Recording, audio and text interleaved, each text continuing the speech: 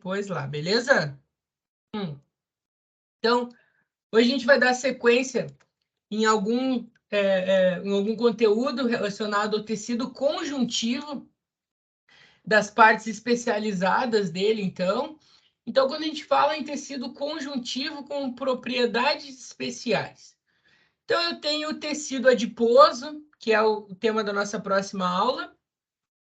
Tecido adiposo ele pode ser unilocular ou multilocular, e aí a gente vai ver vários mitos, né, relacionados ao tecido adiposo, se eu tenho queima de gordura localizada, como que surgiu os estudos relacionados ao tecido adiposo, se massagem modeladora realmente funciona. Então, uma aula, digamos que bem polêmica, né? Mas é uma aula bem interessante para vocês, então, que estão no meio e para nós todos que estamos hoje acerca de várias informações jogadas na internet, até que a gente consiga filtrar elas, né?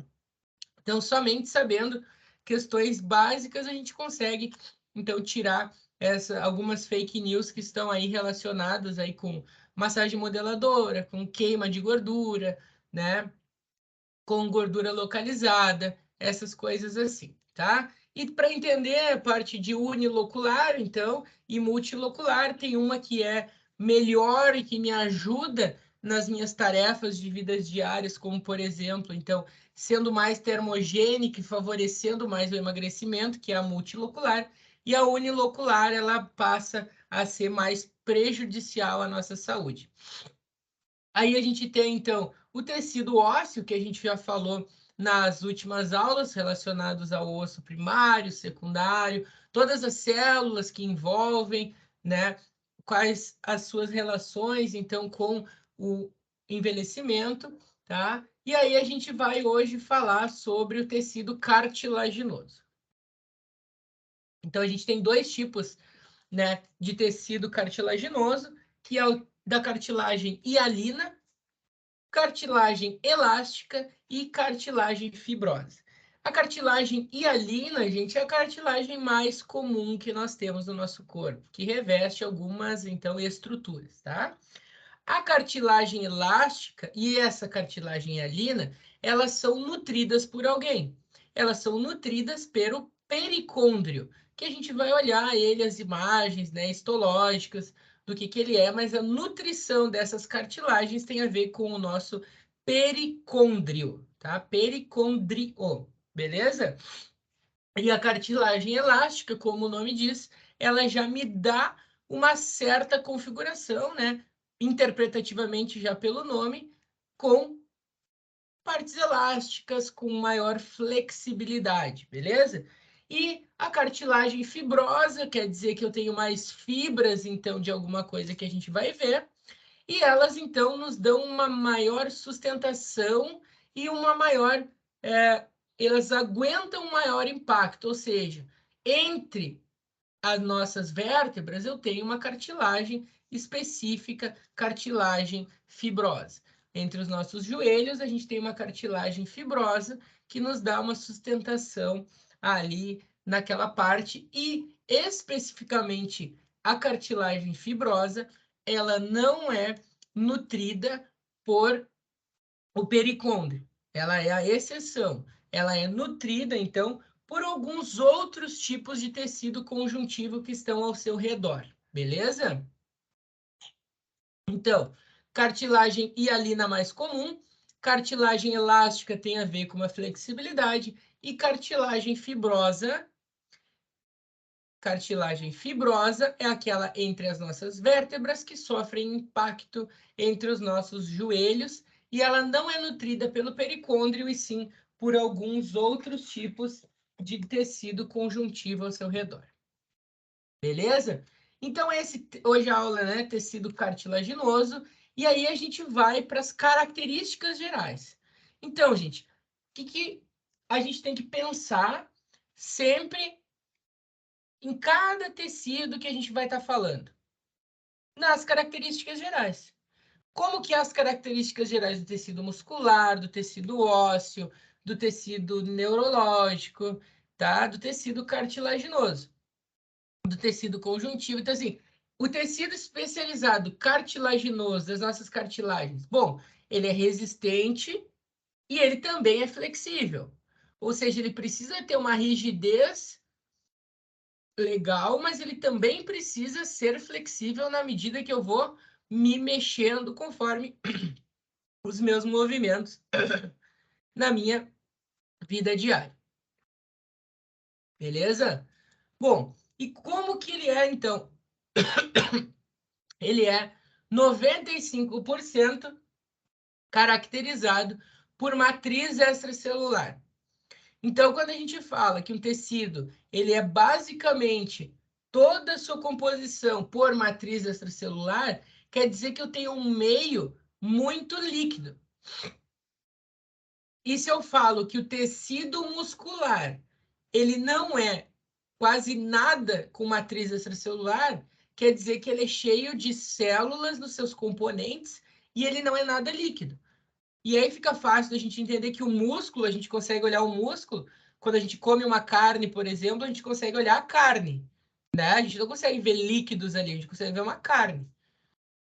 E no tecido cartilaginoso, a gente consegue ver uma parte mais de líquidos ali nas nossas cartilagens, tá, gente? E ele é considerado avascular, ou seja, ele não tem vascularização, e ele é sem inervação.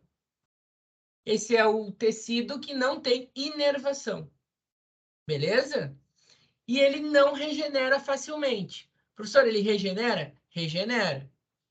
A cartilagem tem um poder de regenerar, mas não é fácil. Mas possivelmente existe como regenerar, mas não é fácil. É isso que tem que ficar gravado em vocês, tá? Mas se eu falei que ele é avascular, como é que ele é nutrido? Porque todo tecido tem que ser nutrido. Senão ele morreria.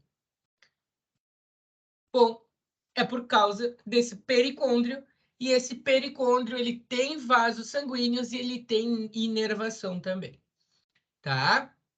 Então, não é por uma lógica igual a gente estava falando nas últimas aulas, mas a nutrição dele é pelo pericôndrio, beleza? E ele é composto do que, então, se é 95% de matriz extracelular, 95%? Ele é composto de várias fibras que a gente vai falar na aula, tá? Vou pegar uma caneta aqui. Várias fibras. Nós vamos falar sobre os proteoglicanos e também nós vamos falar sobre o ácido hialurônico, beleza? Bom, esses proteoglicanos e as fibras de colágeno, elas agem mantendo a homeostase das minhas cartilagens. Ou seja, com os proteoglicanos, eles podem puxar água. E aí, se eu tenho muito proteoglicano, eu tenho uma cartilagem bem nutrida, com muita matriz extracelular. No momento que, com o processo de envelhecimento ou com algum tipo de desgaste nesses proteoglicanos, eu passo a liberar água e não manter a água conforme ela precisa estar ali. Por quê? Porque ela tem um nível de homeostase entre fibras de colágeno e proteoglicanos. No momento que eu diminuo os meus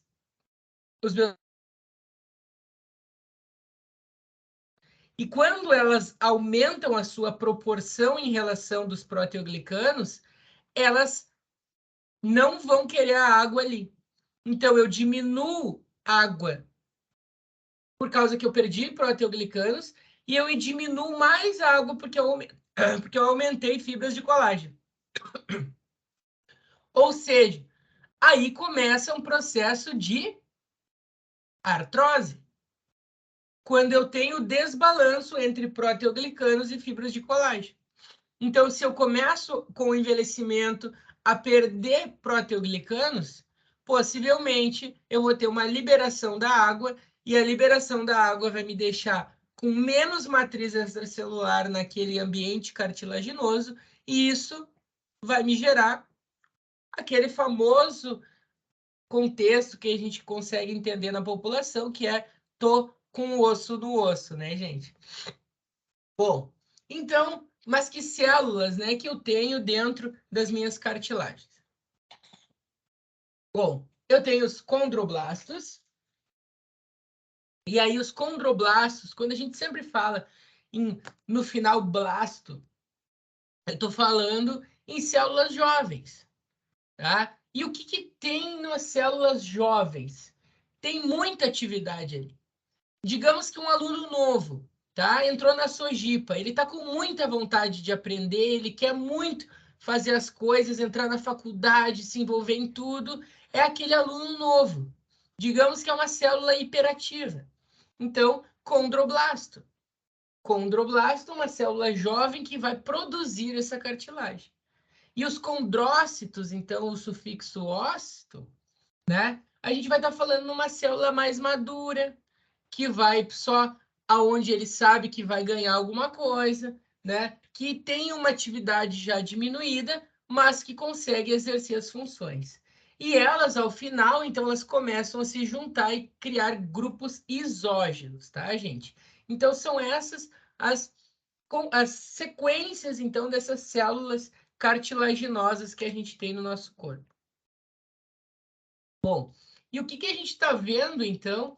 Células mais ao meio dentro de uma figura histológica e células com alguma outro tipo de configuração mais na sua borda, e eu consigo identificar que tem mais roxo ou mais rosa aqui. Eu consigo identificar que tem mais roxo, né, gente? Por quê? Porque eu tenho mais matriz extracelular. Esse tecido é muito abundante em matriz extracelular. Tá? Então, o que eu posso ver? Condroblastos, que tem esse formato mais achatado, com um núcleo mais ao seu centro. E eu tenho condrócitos, já células mais globulares, que tem o seu núcleo mais à periferia, tá, gente? E aqui no canto eu já consigo ver um grupo isógeno, tá? Então, são essas as suas consequências e os seus formatos de células que a gente vê aqui, beleza? Então, aonde eu encontro condroblastos? Condroblastos, vamos voltar aqui, condroblastos, células jovens. Pô, aonde eu consigo fazer mais funções de condroblastos? Condroblastos, então, gente, eles estão mais na periferia desse tecido cartilaginoso que a gente está vendo aqui. E os condrócitos mais ao meio. Por quê? Porque eles são células mais maduras. Eles ficam ao meio do tecido cartilaginoso, tá? E células mais jovens ficam mais nas extremidades desse tecido cartilaginoso. Bom, então o que a gente falou então até agora, né? Dos tipos de células do tecido cartilaginoso. Então eu tenho condroblastos. Condroblastos, número 1 aqui, estão bem na extremidade das nossas células do tecido cartilaginoso. Condrócitos, gente. Condrócitos, aí tem aqui uma parte chamada de condroblastos velhos, ou células mais maduras, ou células com menor atividade. Então, os condrócitos, eles já vão para o meio dessas células. Eu tenho grupos isógenos, então grupos que vão fazer funções que se juntam às células e já estão ao meio também desse tecido cartilaginoso. E eu tenho o que não é célula, é líquido, e o que é líquido é matriz cartilaginosa, ou seja, eu tenho em abundância uma parte em rosa ali, que vai me mostrar um maior líquido, um maior território líquido nessas fotos, nesse tecido cartilaginoso. Tá, gente? Então, tudo que eu tenho parecendo umas águas vivas aqui, ao meio desse tecido cartilaginoso, eu tenho condrócitos. E mais ao canto, ou seja, mais nas extremidades, eu tenho condroblastos. Condroblastos, células mais achatadas, condrócitos, células mais globulares ou arredondadas, beleza? Bom, gente, então quais as funções, né? Para que eu tenho, para que eu quero ter tecido cartilaginoso no meu corpo, né? Então, ele serve, gente, para sustentação. Sustentação do quê, né? Sustentação do esqueleto dos tubarões. Então, quando a gente fala tubarão, quando a gente fala de raia, todo o seu esqueleto, ele é composto por cartilagem. Por isso que não tem como quebrar um osso de uma raia, por exemplo. É tudo cartilagem. Então, eu tenho esqueleto fetal, ou seja, é difícil que se quebre num feto um osso, porque ele tem o tecido todo cheio de cartilagem. E para isso, então, a primeira parte óssea que a gente tem é um tecido cartilaginoso. E ele que me dá o suporte dos tecidos moles, né? E aonde que eu tenho, então, cartilagem? Eu tenho no lóbulo da orelha, que é um tecido cartilaginoso, tá? Eu tenho nas minhas fossas nasais, ou seja, na minha parte mais externa do meu nariz, né? A minha parte aqui, então, onde vocês falam que é pele morta e eu posso apertar bastante, já pode ser considerado um tecido um pouco mais cartilaginoso, tá? Então, as fossas nasais aqui, né? Eu tenho a cartilagem superior lateral, septo nasal, tudo considerado cartilagem. Por isso que eu consigo mexer mais no meu nariz do que, por exemplo, né, no meu cotovelo ou no meu braço, no antebraço, nos meus dedos. Então, o meu nariz ele é bem mais maleável por causa dessa cartilagem aqui que eu tenho. Beleza? Então, obviamente, aqui como curiosidade, né? Quando se faz aquele processo que está bem na moda agora, que é fazer a rinoplastia, né? Acontece então a quebra desse osso nasal aqui, que faz a reconfiguração então desse tecido cartilaginoso mais acima, colado então na parte que a gente vai cortar do tecido ósseo, do tecido ósseo, né? Que é o osso nasal. E aí ficando mais cartilagem septal ali colado numa parte quase que no osso frontal acima, né, gente? Porque a gente realmente quebra aquele osso nasal ali. Bom, para que mais então? Sustentação, absorção de impactos, absorção de choques mecânicos, melhora da flexibilidade. O que eu quero dizer com isso, né? Que para mim mexer, para mim se movimentar, para mim exercer as atividades de vida diária, eu preciso de uma boa nutrição tecidual. E uma boa nutrição tecidual, falando do tecido cartilaginoso, a gente tem que pensar que quando a gente está falando em tecido cartilaginoso do tipo hialina, aquele que é mais comum, ele é nutrido pelo pericôndrio. O tecido relacionado com a parte elástica, ele é também nutrido pelo tecido, pela parte de pericôndrio. E o tecido fibroso, ele não é nutrido pelo tecido de pericôndrio, mas ele faz uma função importante de melhora da flexibilidade.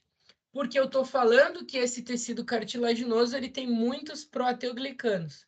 À medida que os proteoglicanos diminuem, eu tenho mais fibrose, eu tenho mais fibras de colágeno, eu começo a diminuir o líquido, diminuir água, diminuir líquido sinovial nessas articulações, fazendo com que elas fiquem mais rígidas, gerando um processo de possível artrose, de diminuição da flexibilidade, tudo por causa desse tecido impactado pela diminuição dos proteoglicanos. E eu também tenho, pessoal, ao longo do meu processo maturacional de crescimento, eu tenho uma melhora na minha modelagem, ou seja, no meu alongamento, no meu comprimento ósseo, eu estou falando em tecido cartilaginoso, que me dá a formação e o crescimento dos meus ossos através do tecido cartilaginoso. Então, inicialmente, lá o primeiro parte óssea que eu tenho mais cartilagem e hialina e menos a parte óssea de fato. E ao longo desse crescimento cartilaginoso, eu começo a ter parte óssea com vasos sanguíneos e eu começo, então, a ficar, olhem aqui em azul, quanto de cartilagem eu tenho. E ao final desse processo de crescimento ósseo, essa minha cartilagem fica somente nas partes mais distais do osso, né? Então, um osso lá do bebê, do feto, ele tem uma maior porção de cartilagem hialina e ao final ele tem uma cartilagem muito menor do que a quantidade de parte óssea que eu tenho naquele determinado osso, determinada articulação. Tá? Bom, gente, mas e vocês já viram falar na relação do anabolizante com as cartilagens? Alguém já viu? Eu não. Pois é. Bom, se eu tenho, então, um excesso de testosterona ou GH, por que eu vou colocar alguém para dar aula aqui? Aí. Se eu tenho um aumento, então, de testosterona, ou estou fazendo uso, né, exógeno de testosterona ou GH, eu passo a produzir mais cartilagem. Né? E se eu tenho a diminuição da minha cartilagem, eu também tenho a diminuição, por exemplo, de estradiol, que são hormônios derivados do colesterol, e a cortisona. Tá, gente? Então, essa é a relação de anabolizantes com as nossas cartilagens. É por isso que eu consigo ver que indivíduos que fazem uso de cartilagem, eu consigo ver, então, a partes mais com ossos mais chatos, como a parte frontal, a parte das orelhas, a parte da minha mandíbula, maiores, então, nas suas estruturas, que elas podem ser relacionadas com aumento de testosterona ou GH, né? E aí, por exemplo, olhando nessa foto aqui, né? Eu tenho uma pessoa que, nesse momento aqui, ela tem uma parte roxa na orelha. E neste momento aqui, ela tem um edema na orelha, que, por exemplo, lutadores de jiu-jitsu têm uma deformação nessa cartilagem que é a nossa orelha. O que tem aqui, gente, que está em roxo aqui, ó, e não está fazendo extravasamento de sangue? Tem uma pericondrite, ou seja, uma inflamação no líquido que nutre o tecido cartilaginoso.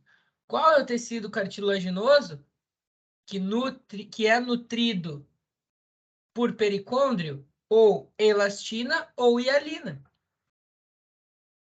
Então, eu tenho nas minhas orelhas tecido cartilaginoso que pode ser produzido uma inflamação ali, e a inflamação nesse tecido cartilaginoso é chamado de pericondrite, porque é o pericôndrio que faz a nutrição tecidual.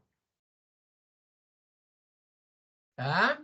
Então, essas estruturas que vão estar inflamadas. O condroblasto, o pericôndrio, condrócito, tá? Essas vão ser as inflamações que pode gerar por causa do pericôndrio, tá, gente? Então, cartilagens articulares, cartilagens fibrosas. Vamos ver o que a gente tem, então, aqui ao longo, então, da nossa aula. Obviamente que surgem algumas curiosidades, né? E essa foto aqui, ela nos mostra, então, uma cartilagem e um líquido sinovial entre a cartilagem, aqui que eu estou pintando em vermelho, tá? E aqui ao lado a gente tem, então, pessoas estralando os dedos. O que vocês acham, então, que tem a ver, pessoas que estão estralando os dedos com essa cartilagem aqui, com esse líquido sinovial?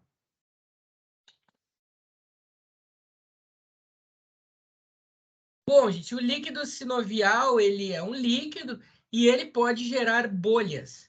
E quando ele gera a bolha, eu tenho, então, os meus sons, né, típicos do estralar, que é esses estalidos nos dedos, né? E nada mais é que bolhas que geram através do líquido sinovial, tá? Então, não tem nada de terrível em estralar os dedos como se falava antigamente, né, gente? César, tu quer perguntar alguma coisa? Pode perguntar. Isso aí não somente nos dedos, né? Às Não, não. vezes, Isso. né, praticamente inteira. Pode ser que eu esteja errado, mas boa parte das articulações faz isso. Né? Perfeito. Aquele movimento de pescoço que cada mente faz. Ah, o cara se alonga, né? Perfeito. Numa flexão, enfim, uma Perfeito. extensão. E aí, nessa tua fala, a gente já consegue descobrir que em todo o nosso corpo nós temos tecido cartilaginoso espalhado. É isso aí. Então, aonde a gente consegue, né, ver aquele estalido maravilhoso, às vezes, né, que dá aquele relaxamento, é o líquido sinovial ali que criou alguma bolha, alguma coisa assim. E aí a gente pode terminar com aquela bolha fazendo o estalido ali. Beleza? Então é mito que vai ficar todo aleijado, aquela coisa de dedões e Mito. articulações. É mito, é E mito. virou lenda. Virou lenda. E até hoje a minha avó fala para não estralar o dedo. Vai ficar com a articulação grossa. Vai, exatamente. E aí, gente, o que que a gente tem nesse tal líquido sinovial, né? A gente tem, então, essas células, né, que são os condrócitos, tá? E aí a gente tem uma rede bioquímica que, obviamente, não é, né, o tema principal da aula nem da disciplina. É o terror, então, dessa disciplina, né, falar em partes bioquímicas. Mas aí eu deixo para o Joselito falar lá na bioquímica. Mas como, por exemplo, então, os osteófitos, né, que geram mais cálcio nas extremidades dos ossos, e elas fazem gerar dor pelo aumento, então, desses osteófitos, né, impactando nervo ciático, como por exemplo, eles liberam substâncias, então, citocinas, e aí eu também tenho as próprias células liberando essas citocinas, e elas dependem do ambiente, ou se está inflamado, um ambiente inflamatório, ou se eu tenho um ambiente mais de saúde, ou seja, elas se modelam conforme eu tenho o estado daquela parte óssea. Beleza, gente? Então vamos lá, né? Vamos falar dos tipos de cartilagem que eu tenho. Como eu já dei um spoilerzinho para vocês, né? A gente tem a cartilagem hialina, nós temos a cartilagem fibrosa e nós temos a cartilagem mais elástica. Essas três que nós temos de tecido cartilaginoso, e é isso que a gente vai falar hoje na aula, começando pela cartilagem hialina, gente. Bom, se a gente olhar a cartilagem hialina, aqui essa foto ficou meio ruim, né? Mas eu tenho condrócitos e esses condrócitos são em lacunas. Condrócitos são células mais jovens ou mais velhas, gente?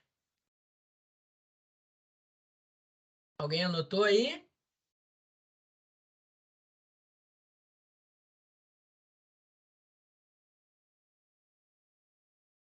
Vou voltar lá então, pessoal. Preste atenção quem está na aula.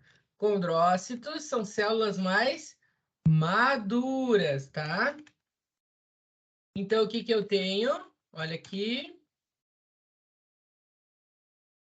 Cartilagem hialina mais condrócitos. Então, eu tenho mais células mais maduras. E aí, por que que eu posso ter células mais maduras? Porque a cartilagem hialina ela é a mais comum, mais abundante no corpo humano. E essa cartilagem hialina, gente, é uma das primeiras que são formadas lá no meu tecido, então, fetal, né? Então, constitui o primeiro esqueleto do embrião, tá? e posteriormente é substituído pelo tecido ósseo. Então, quando a gente olhou, por exemplo, esta foto aqui, a gente notou que primeiro a gente tem abundante cartilagem hialina. E só depois que começa, então, o tecido ósseo a se formar, vasos sanguíneos para aquela rede óssea, até que eu tenha mais proporção de parte óssea e menos de cartilagem hialina, tá? Então, por isso que eu tenho condrócitos em abundância, mais relacionados a formas de lacunas, tá?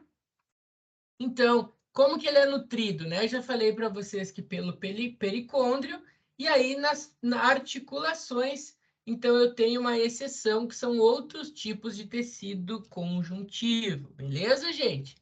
E está presente nas superfícies articulares, na nossa traqueia, nas nossas costelas, tá? Então, o que que eu tenho? Articulação coxo-femoral, eu tenho tecido e cartilagem hialina. Anéis cartilaginosos, cartilagens costais, tá? Então, é onde eu preciso ter um pouco de flexibilidade, mas nem tanto ali naquelas células, tá? Naquela parte óssea. Bom, e a gente já falou onde é que está, então, algumas células.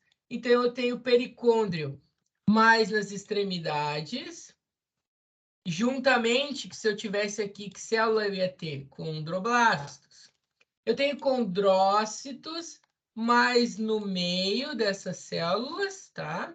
Então, tudo que eu estou vendo ao meio tem a ver mais com condrócitos, tá, gente? E a maior parte de nutrição está envolvida, então, com o pericôndrio também. Bom, o que eu tenho aqui? Vocês vão olhar uma sequência de fotos, tá? E vocês vão ver que elas vão mudando conforme a sua evolução e são sempre todas fotos iguais. A foi para B, passando o tempo. Da B foi para C, passando o tempo. E da C foi para D, passando o tempo. Tá? Então, o que eu tenho aqui, gente? Inicialmente, todas as minhas células são células mesenquimatosas, ou mesenquimais. São células que não são especializadas ainda. Elas podem ir para o ambiente que elas forem, então, né, colocadas. E aí a gente tem as famosas chamadas células tronco, né, gente, que podem se duplicar e gerar as novas funções, dependendo da onde ela for colocada. Tá? Então, eu tenho células mesenquimais, células em formato mais estrelado, como, por exemplo, nessa aqui. Tá? Depois, elas passam para condroblastos, então, células mais globosas, mais arredondadas. Depois, então, e essas células de condroblastos, elas têm muita atividade, né? Elas fazem o que tem que fazer, elas têm um excesso de atividade ali, porque são células muito jovens, e elas passam depois, então células mesenquimais passaram para condroblastos, condroblastos, células jovens, passaram para condrócitos, e a gente tem, então, células bem arredondadas e já sem muita quantidade. Então, células jovens, elas são muitas. Células mais maduras, com menor atividade, elas já são menores, né? E quando elas começam um processo de divisão, maturação e gerar, então, grupos isógenos, eu tenho uma abundante união celular aqui, e não somente uma célula. Então, vejam que elas passam de condroblastos com um mundaréu de células, para depois elas passam para condroblastos, que elas são maduras, menos células, e depois elas se unem em um conjunto de células para gerar as suas funções, que são grupos isógenos, beleza? E é assim as estruturas, então, né, relacionadas com esta parte de cartilagem. Bom, gente, então se a gente olhar a vista anterior, né, e o que a gente tem aqui? Cartilagens tireoides, cartilagens cricóidea, tá? Que são aqueles discos fibrosos que a gente tem aqui relacionados à nossa cartilagem, beleza? E, obviamente, a gente pode, né, olhar uma parte mais através de uma endoscopia, uma vista superior aqui, algum tipo, então, de cartilagem. Não, a gente vai estar vendo, então, partes mais musculares ali dentro, né? A gente, então, eu consigo ver aqui, ó, em cinza para vocês, partes cartilaginosas recobrindo, então, essa minha estrutura mais relacionada com a nossa traqueia, né? Partes mais relacionadas aos arcos costais, tá? Então, mais nas bordas dessas células, nessas bordas desse processo tifoide aqui, né? Que é o final da costela. Então, a gente tem esse tecido cartilaginoso do tipo hialina. E aonde mais a gente consegue encontrar o tecido cartilaginoso? No coxo, na articulação coxofemoral. Então, são esses 3 tipos de cartilagem mais abundante que a gente tem, né? E quando a gente fala nessa que a gente está falando agora, que é a cartilagem hialina, a gente tem abundância mais nesses 3 lugares. No processo maturacional, a gente tem a hialina em maior proporção no primeiro esqueleto fetal, e depois eu vou trocando por tecido ósseo, aonde essa hialina fica mais nas estruturas, então, mais, né, distais desse osso, beleza? E aqui a gente consegue ver, então, o que a gente está vendo aqui, pessoal.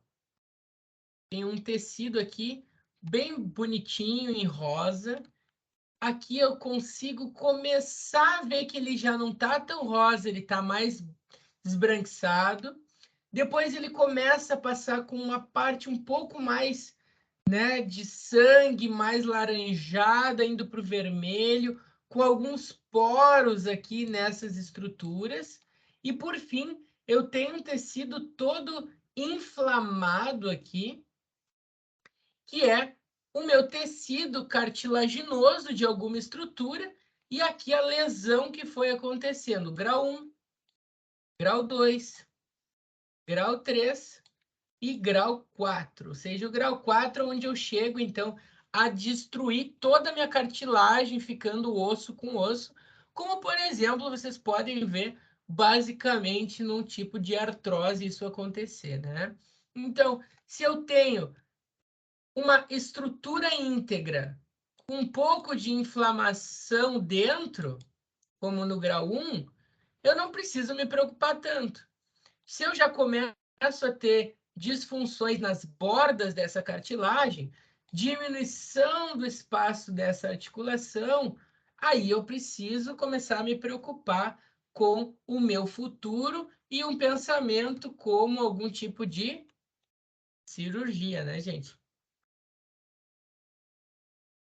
Porque, como eu falei, existem diversos medicamentos milagrosos, né, para fazer uma melhora da cartilagem. Aí eles colocam um nome, por exemplo, como um óleo de tubarão, que, teoricamente, a gente sabe que o tecido cartilaginoso em abundância, então, é nos tubarões, é nas raias, e aí os caras botam um nome como se fosse tomar e melhorar a articulação da cartilagem, porque os tubarões têm mais cartilagem, né? Então, são coisas que não fazem sentido e vocês precisam, como profissionais que serão, a começar a descobrir isso. Beleza, gente? Então, saímos da cartilagem hialina, agora a gente vai para a cartilagem mais elástica, né? Então, matriz cartilaginosa rica em fibras elásticas, é também nutrida pelo pericôndrio, e eu também tenho exemplo, então, como por exemplo na orelha, mais parte externa, na minha epiglote, mais interna, mas são células e fibras elásticas mais flexíveis, me dão mais flexibilidade. Essa é a minha cartilagem elástica. E ela pode sofrer inflamação, porque aqui, por exemplo, na cartilagem da orelha, eu tenho o pericôndrio, e esse pericôndrio tem vasos dele, e eles podem gerar inflamação devido a um corpo estranho que está ali afetando aquele local. Por isso que pode, gente, infeccionar, né? E aí vocês vão ver fotos assim inimagináveis de infecções, né, e inflamações na orelha relacionadas com algum tipo de procedimento que não estava esterilizado, então os seus materiais, tá? Então assim, ele tem poder de cicatrização muito baixo. Tem, mas é muito baixo, é isso que eu falei para vocês, né? Tem que cuidar porque a cicatrização, a regeneração, ela é muito baixa, para não dizer zero, tá? E aí eu tenho mais condrócitos relacionados, então eu tenho fibras elásticas, e aí eu estou vendo mais em roxo aqui, e eu tenho os condrócitos ao redor, né, dessas fibras elásticas aqui, ó, tá? Então são todas as células mais maduras, né, condrócitos, relacionados então a partes mais internas dessas minhas estruturas. Beleza, gente? Por fim, então, e não menos importante, né? Porque a cartilagem hialina ela é mais abundante, mas o que nos sustenta, o que nos dá uma melhora do impacto. E se eu pedir, por exemplo, para vocês pularem aí, né? Quem que vai estar segurando as vértebras, então? Quem vai estar absorvendo esse impacto? Quem vai estar dissipando essa força desse impacto? São as nossas cartilagens fibrosas entre as nossas vértebras, né? Então, gente, eu tenho uma união entre a cartilagem hialina e o tecido conjuntivo denso, tá? E aí eles vão apresentar uma grande resistência. Por isso que no primeiro, segundo slide que eu mostro para vocês, eu digo que ele é resistente, mas também é flexível, né? Então, por exemplo, discos intervertebrais, a minha sínfise púbica, eles são, então, cartilagem fibrosa, tá? E elas, aqui tem a sínfise púbica, vocês vão poder ver, né, a parte relacionada à cartilagem, e entre as vértebras já de forma famosa que a gente tem as nossas cartilagens ali fibrosas, beleza? Fibrosas mais fibras colágeno, a gente tem aqui, e mais condrócitos entre essas fibras colágenas aqui, beleza? E outra coisa que a gente vai falar, então, nas aulas a seguir, é que, por exemplo, e infelizmente eu tenho que falar isso, né, gente, que o colágeno ele não funciona, porque é o nosso corpo que produz e não tem estoques como, por exemplo, eu tomar colágeno e que ele vá lá na articulação e resolva aquele poder, né, de cicatrização, porque a gente já conversou que o material cartilagem é pouco regenerado. Então, eu não consigo melhorar a minha regeneração. O colágeno possivelmente só poderia melhorar o seu efeito se eu tivesse uma cartilagem com um poder muito grande de regeneração. E aí eu não tenho como fazer elas funcionarem de forma como elas são vendidas aí, né, gente? Isso é um grande mito, né? E é complicado, né? A indústria farmacológica farmacêutica ela tem grandes estoques de colágeno e elas vendem abundantemente porque elas colocam, então, um marketing muito forte por trás disso, tá? E aqui eu tenho um vídeo para vocês, vamos ver se vai rodar, de um menisco, então, um menisco medial, e eles vão fazer uma parte, então, uma menissectomia, que eles estão tirando, removendo aquela cartilagem ali que está, então, de certa forma, estragando os meus movimentos, gerando dor, porque ela está, então, solta, ela se soltou da onde ela precisaria estar, que era conectada à extremidade do osso, né, gente? E aí eu não tenho muito o que fazer, não dá fisioterapia que melhore essa regeneração, e quando eu tenho esse meu deslocamento, desse meu menisco, por exemplo, eu não consigo mais, né, que ele volte para o lugar e eu preciso, então, fazer uma meniscectomia e tirar, remover aquela parte ali. E aí eu digo para vocês que um bom treinamento de força melhora, mas não melhora a cartilagem. Melhora a minha parte muscular e a minha parte muscular vai fazer um novo tipo de remover o impacto que estava sobre a parte óssea. Mas cartilagem já foi, tá, gente? E aí vocês vão ver dentro do vídeo, então eles estão removendo a parte, né? Então estão tirando aquela parte ali toda em branco, ela já não tá tão nutrida assim, tá? Eles vão removendo essa parte ao longo do vídeo. Ó, eles vão então fazer uma sutura, ou seja, é um corte parcial dessa cartilagem. Então eles estão tirando ali uma parte e estão recolocando, reposicionando uma parte que pode ser então aproveitada, digamos assim, né? Então eles limparam e colocaram ali uma parte que estava podendo ser aproveitada no lugar, digamos assim. É muito bacana esse vídeo.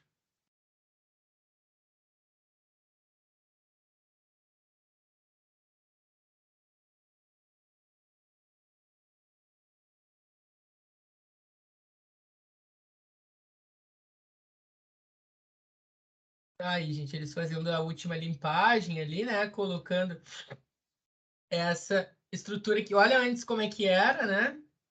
E tudo solto essa parte, ó. E eles vão limpando e cortando, ó. Tudo solto essa parte aqui. E eles vão limpando, então, e vão fazendo a melhora desse meu tecido cartilaginoso, né? Tá, mas e aí como é que